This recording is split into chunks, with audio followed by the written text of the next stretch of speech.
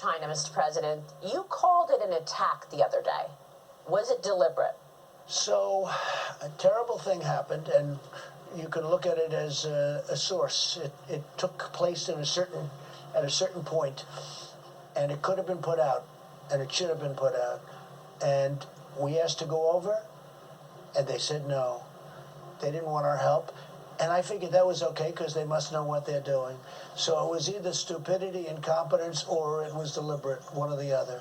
But one of the things that is bad is they stopped people leaving. Nobody could go to China. You couldn't go to Beijing. You couldn't go anywhere in China.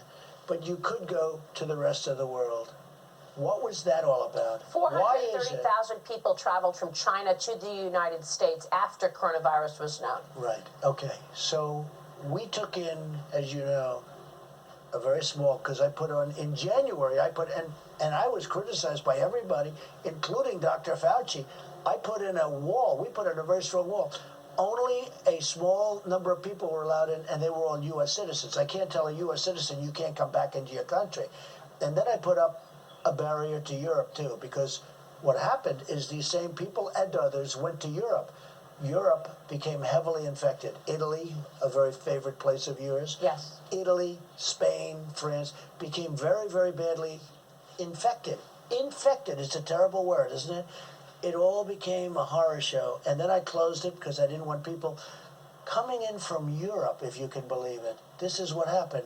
But by doing this, we actually acted very early. We did a great thing, but it's a disastrous subject, no matter how you cut it. Knowing what you know now, and as you start reopening things and you're getting info from all of the governors and you're tracking this, when would you expect international travel to come back?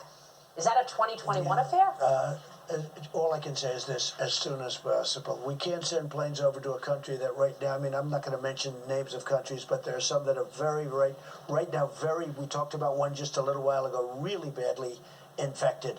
So we can't bring people in that we just can't do. It'll take a while. It'll take a little while. But a lot of people are going to start traveling more so in the United States. And they'll be back. It's all going to be back together. And in many ways, we've learned a lot. And we're going to bring back manufacturing that we could never have done without this.